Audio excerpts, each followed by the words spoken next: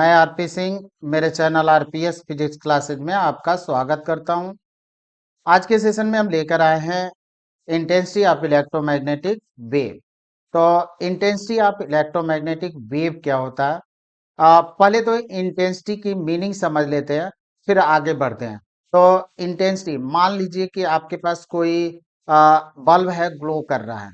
आप उसको देखें तो आप देखेंगे तो फिर उसके पास में चमक ज्यादा होगी। जब बल्ब के पास आप देखेंगे इस तरह से तो चमक ज्यादा होगी, लेकिन जब जैसे आप बल्ब से दूर अपने आई को करेंगे तो आप देखेंगे चमक कम हो गई। तो इंटेंसिटी का मतलब होता है चमक। इंटेंसिटी एक तरह से चमक होती है, तीव्रता होती है। तो ये चीज हमको देखना है कि इलेक्ट्रोमैग्नेटिक वेव की इंटेंसिटी क्या होती है। तो आइए देखते हैं इंटेंसिटी ऑफ इलेक्ट्रोमैग्नेटिक वेव। आ, पहली बात इसमें कि होता क्या है कि intensity of electromagnetic wave waves is defined as the energy crossing per second per unit area held perpendicular to direction of propagation. यानी intensity of electromagnetic wave is defined as the energy crossing per second per unit time uh, per unit area held perpendicular to direction of propagation. यानी जो area हमारा होगा वो perpendicular to direction of propagation होगा। जैसे मान ले कि यहाँ पे हमारे पास है और इस तरह से कुछ सिलेंडर टाइप का है और हमारी वेव इस तरह से इसमें से इंटर कर रही है। तो ये जो एरिया है वो कैसा है? परपेंडिकुलर टाइप का है। तो ये वेव हमारी ऐसे प्रोपोगेट हो रही है, एरिया हमारा ऐसे है। तो वेव ऐसे जा रही है और ये इस वेव हमारी ऐसे और एरिया ऐसे। तो एरिया जो होता है वेव के प्रोपोगेशन के परपेंडिकुलर होता है। ये और पर सेकेंड कितनी पास होती है? तो फॉर एनी वेव, कोई भी वेव हो, जो इंटेंसिटी होती है वो एम्पलीट्यूड के स्क्वायर के डायरेक्टली प्रोपोर्शनल होती है। तो यहाँ पे इलेक्ट्रोमैग्नेटिक वेव है तो उसकी भी जो इंटेंसिटी होगी वो एम्पलीट्यूड के स्क्वायर के डायरेक्टली प्रोपोर्शनल होनी चाहिए। और यहाँ पे एम्पलीट्यूड का है, एम्पलीट्यूड है इलेक्ट्रिक फील्ड की के लिए एम्पलीट्यूड और मैग्नेटिक फील्ड के लिए एम्पलीट्यूड। तो जो इक्वेशन होता था इलेक्ट्रिक फील्ड और मैग्नेटिक फील्ड का, E equal to E naught sine omega T minus के एक्स। तो जो ई नाट होता था वो एम्पलीट्यूड होता था और V equal to V naught sine omega T minus K X. तो जो V नाट होता था वो एम्पलीट्यूड होता था। मीन्स जो हमारी इंटेंसिटी मिलनी चाहिए वो कैसी होनी चाहिए? ई नाट का स्क्वायर होना चाहिए और फिर इंटेंसिटी जो ये इंटेंसिटी है वो बी नाट के स्क्वायर होनी चाहिए, ये होनी चाहिए। तो यही बात हम लोग देखते हैं कि इंटेंसिटी जो होती है वो एम्पलीट्यूड के स्क्वायर होती है। I equal to U upon A delta T. तो यहाँ पे इसका फॉर्मूला है। यही बात यहाँ पे कहा गया है कि एनर्जी क्रॉसिंग पर सेकेंड पर यूनिट एरिया, पर सेकेंड पर यूनिट एरिया। तो यहाँ पे यही चीज लिया गया है, पर सेकेंड पर यूनिट एरिया। तो यहाँ पे एरिया है और ये टाइम। अब एक चीज हम यहाँ पे देखते हैं कि हमारे पास वेव है, वेव इस तरह से ट्रेवल कर रही है। एक्चुअल में वेव इन अंगुलियों को ऐसे है, यहाँ पे चूंकि 3D नहीं लाइन दिखा सकते हैं हम, तो ऐसे है वेव। और एक तरह से कहें कि एक कोई सिलेंडर है, सिलेंडर टाइप का हम शेप इसमें कंसीडर कि इस तरह से वेव इंटर कर रही है। तो यहाँ पे हम यहाँ पे एक एक इमेजिनरी सिलेंडर ड्रा कर लेते हैं। तो ये हमारे पास इमेजिनरी सिलेंडर है और इस सिलेंडर से जो हमारी वेव्स है ऐसे पास हो रही है और इसकी एरिया परपेंडिकुलर है। तो ये एरिया है, फिर हमको फाइंड करना है। आइए यहाँ से हम लोग फाइंड कर लेंगे। तो ये हमारे पास सिलेंडर है और इसकी एरिया, ये एरिया है और ये इसका वेलोसिटी।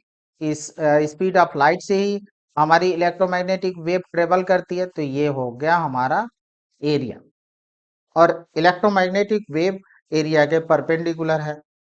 अब मान लेते हैं कि वेव हमारी टी इक्वल टू 0 पर इस सिलेंडर में इंटर करती है। वेव तो कुछ ऐसे होगी, इस तरह से इंटर करती है और फिर टी समय बाद इसे लीव करती है, बाहर निकलती है। तो जब इंटर की हमारी वेव इंटर की है, तो फिर ये देखें कि डेल्टा टी जो टाइम डिफरेंस हुआ, टाइम इंटरवल हुआ टी माइनस 0 इक्वल टू लिख लें हम डेल्टा टी। तो इस डेल्टा टी में और स्पीड है सी, तो वो कितनी दूरी ट्रेवल करेगी, सी इंटू डेल्टा टी। और ये है length of cylinder, C into delta T हो जाएगा लेंथ ऑफ सिलेंडर। देन हमको फाइंड करना है द एनर्जी कंटेंड इज, इस सिलेंडर में कितनी एनर्जी कंटेन है।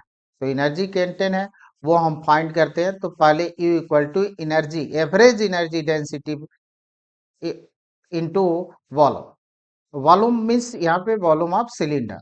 तो एवरेज एनर्जी डेंसिटी लेंगे of electromagnetic wave. Average energy density of electromagnetic wave in terms of electric field कितना था, इप्सिलॉन नॉट और ई नॉट का स्क्वायर।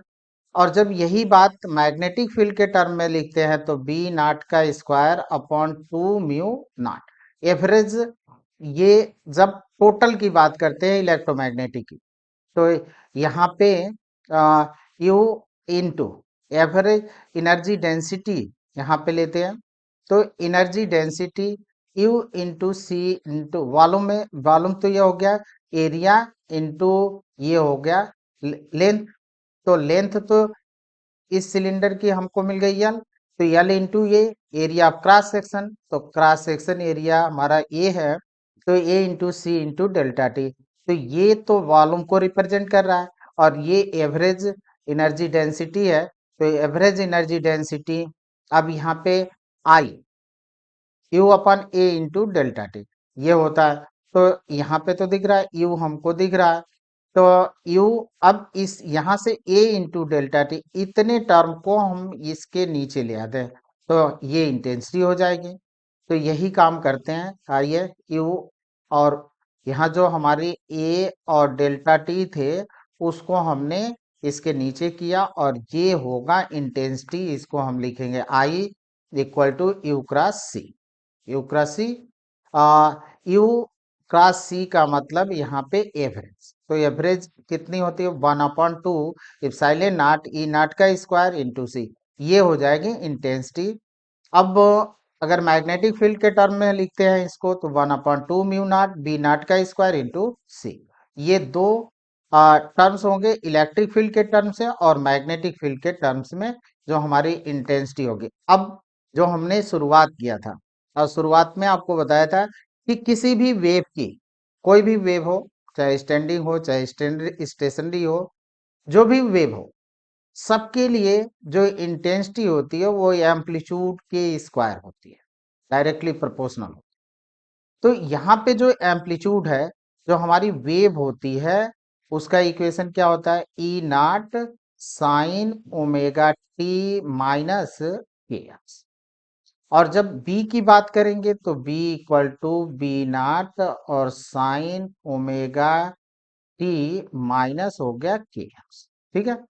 तो ये जो ई नॉट है और बी नॉट है, ये एम्पलीट्यूड को रिप्रेजेंट कर रहा है, क्योंकि जो हमारी वेव्स है वो किस रूप में चल रही है, इलेक्ट्रिक एंड मैग्नेटिक फील्ड के टर्म्स में चल रही है। तो इलेक्ट्रिक फील्ड और मैग्नेटिक फील्ड, इलेक्ट्रिक फील्ड और मैग्नेटिक फील्ड वाइब्रेट करते हैं, ऑसिलेट करते हैं perpendicular to the each other and direction of propagation also perpendicular to electric field and magnetic field. तो यहाँ पे जो हमारी इलेक्ट्रिक फील्ड है और मैग्नेटिक फील्ड है, तो ये हमारा एम्पलीट्यूड है। एम्पलीट्यूड मीन्स इस तरह से हमने लिया, तो ये मैक्सिमम डिस्प्लेसमेंट की बात होती है। तो मैक्सिमम जो वैल्यू होगी इलेक्ट्रिक फील्ड की और मैग्नेटिक फील्ड की वो होगा एम्पलीट्यूड। तो यहाँ पे आप खुद देखें, इप्सिलॉन नॉट हमारा कांस्टेंट है, see the speed of light also constant, therefore 1/2 constant है ये। तो यहाँ पे हम ये बात कह सकते हैं कि आई जो है इंटेंसिटी एम्पलीट्यूड के स्क्वायर के प्रोपोर्शनल है। मैग्नेटिक फील्ड के टर्म में भी बात करें तो यहाँ पे बी नॉट के स्क्वायर के प्रोपोर्शनल है। तो ये अब यही बात यहाँ पे दस the intensity of electromagnetic wave is proportional to the square of the amplitude of electric and magnetic field।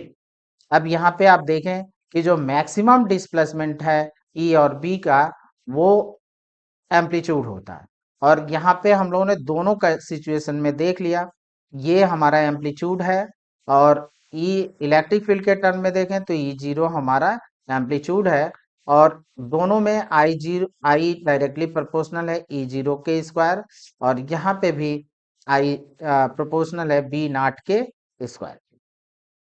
अब कुछ इस पर हम न्यूमेरिकल ले लेते हैं, तो आइए कुछ क्वेश्चन करते हैं। The electric field in an electromagnetic wave is given by, ये है given by E equal to 50 sine 2 pi upon lambda c t minus x newton पर कूलम। 50 यहाँ पे ई नॉट की वैल्यू है, एम्पलीट्यूड है। अब भी यहाँ पे आते हैं कि find the energy content in a cylinder of cross section 10 centimetre square, area हो गया ये, और लेंथ हो गया 50 सेंटीमीटर ऑन द एक्सिस।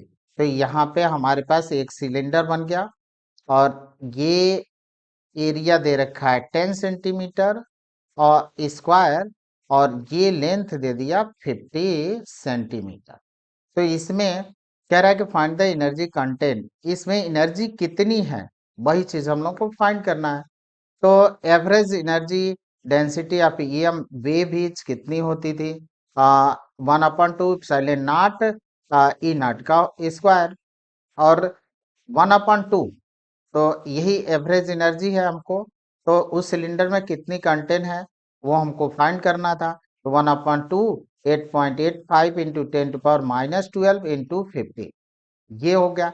अब इसको जब हम सिंप्लीफाई करते हैं तो हमको मिलता है 1.1 इंटू 10⁻8 जूल पर मीटर क्यूब। अब वॉल्यूम ऑफ द सिलेंडर ले लेते हैं, तो volume of the cylinder area 10 centimetre square और लेंथ 50, 10 और 50 500 सेंटीमीटर, और स्क्वायर और सेंटीमीटर को मल्टीप्लाई किया सेंटीमीटर क्यूब हो गया, और सेंटीमीटर को जब हम मीटर में चेंज करेंगे तो ये हो जाएगा क्यूब। तो 10⁻6 मीटर क्यूब, और यहाँ पे 20 है तो 20 ये हटा दें तो हमको मिलेगा 5 इंटू 10⁻4, ये सेंटीमीटर नहीं हुआ, मीटर क्यूब होगा, ये हमको मिल जाएगा। अब कितनी एनर्जी कंटेंट है, energy content in the cylinder u equal to u average into volume, ये था, और यू एवरेज हम लोग फाइंड कर चुके हैं 1.1 इंटू 10⁻8, और ये हमको मिल गया 5 इंटू 10⁻4, तो देन हमको मिलेगा 5.5 इंटू 10⁻12 जूल, ये रिजल्ट होगा।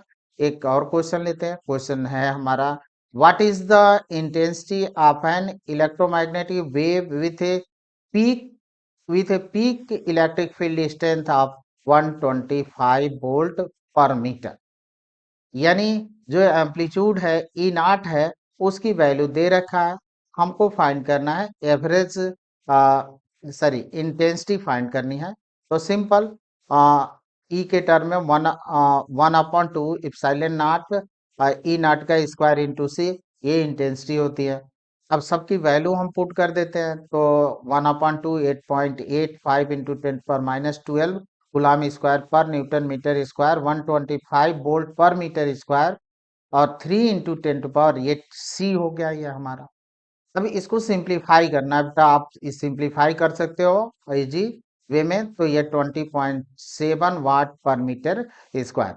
अब नेक्स्ट क्वेश्चन हम एक और क्वेश्चन लेते हैं, क्वेश्चन है हमारा what is the intensity of N electromagnetic wave with a peak magnetic field strength of 4 nano Tesla.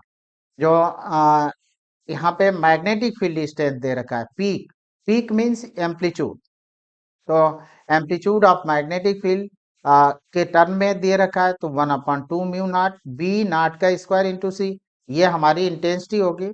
और इंटेंसिटी अब सबकी वैल्यू रखते हैं, तो mu naught equal to 4 pi into 10⁻7 tesla metre पर एम्पियर और इसकी वैल्यू हम पुट करें तो 1/2 और म्यू नॉट की वैल्यू हो गई 4 पाई इंटू 10⁻⁷ और यहाँ पे हमने लिखा इंटू 4 इंटू 10⁻⁹ बी नॉट की वैल्यू यहाँ पे नैनो है और ये 1 नैनो में होता है 10⁻⁹ और टेस्ला है तो 4 इंटू 10⁻⁹ यहाँ पे सी की वैल्यू रख दिए 3 इंटू 10⁸ मीटर। फिर इसको हम कैंसिल आउट कर दें तो यहाँ पे हमको 3 मिल गया और ये -9 है 8 है तो -1 बचा और -7 है तो ऊपर ले गए तो -1 + 7 मीन्स 6 यानी पावर हमारे हो गए 10⁶ ऊपर 3 नीचे डिनोमिनेटर में 2 पाई। तो इसको हम लिखें इस तरह से 3/2 पाई इंटू 10⁶। अब इसको ऐसे कर दें तो ये हो जाएगा 3/6.28 इंटू 10⁶। अब 0.477 इंटू 10⁶ और इसको हम इस तरह से 4.777 इंटू 10⁵ वाट पर metre square. Thank you student. Video अच्छी लगी हो तो लाइक करें, कमेंट करें, शेयर करें और हमारे चैनल के सब्सक्राइब भी करें। धन्यवाद।